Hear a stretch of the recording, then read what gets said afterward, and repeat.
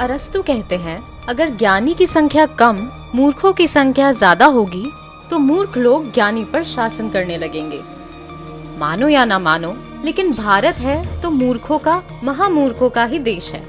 आपको ये बात भले ही अटपटी लगे, लेकिन अकाट्य तथ्य तो यही साबित करते हैं कि भारत बकायदा एक मूर्ख प्रधान देश है। भारत यदि मूर्खों का देश ना होता तो 130 करोड़ लोग वाले इस देश में कैसे एक आदमी लाखों का सूट बूट पहनकर कहता है कि मैं गरीब हूँ और जनता उसे गरीब मान भी लेती है।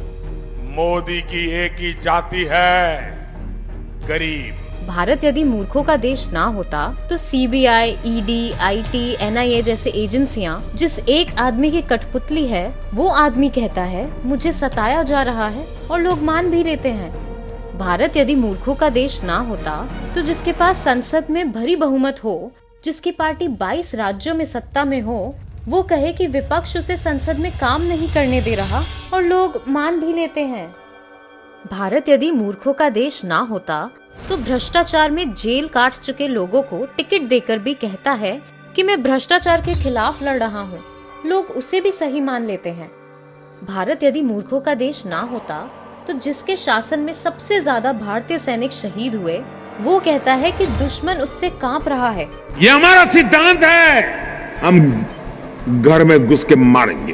भारत यदि मूर्खों का देश ना होता तो जिसके राज्य में सबसे ज्यादा किसानों ने आत्महत्या की हो, फिर भी वो कहता फिरे कि उसने किसानों को खुशहाल बनाया है और लोग मान भी लेते हैं। भारत यदि मूर्खों का देश ना होता तो जिसके राज में बलात्कार की वारदातें रोजाना नए कीर्तिमान बना रही हो, फिर भी वो कहता है उनका बेटी बचाओ अभियान सफल है और हम मान भी लेते हैं। बेटी बचाओ, बेटी पढ़ाओ। काला बाजारी को खत्म करने का दावा करके नोटबंदी करने वाला छोटी बड़ी लाखों भारतीय कंपनियां बंद कराकर 2.5 करोड़ भारतीयों को बेरोजगार करके कहता है नोटबंदी सफल रही और लोग मान भी लेते हैं। ये नोटबंदी लगी, ये सबको बाहर आना पड़ा और वही रुपये हैं जो आज इतना सारा काम हो रहा है। देश का प्रधानमंत्री कोरोना वायरस जैसी आपदा में सरकार की तरफ से की गई व्यवस्था के बारे में जानकारी देने की बजाय लोगों से ताली और थाली बजाने की अपील करता है और लोग अपनी छतें, बालकनी और गलियों में जुलूस लेकर निकल जाते हैं।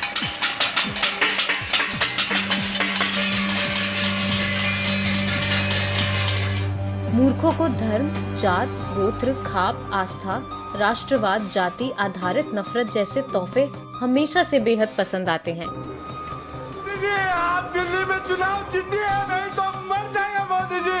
आप मेरी जान है मोदी जी, आपके बगैर नहीं जी सकते मोदी जी, नहीं जी सकते आप मोदी जी। शिक्षा, रोजगार, स्वास्थ्य सेवा जैसी बुनियादी जरूरत मूर्खों को नहीं दिखाई देती।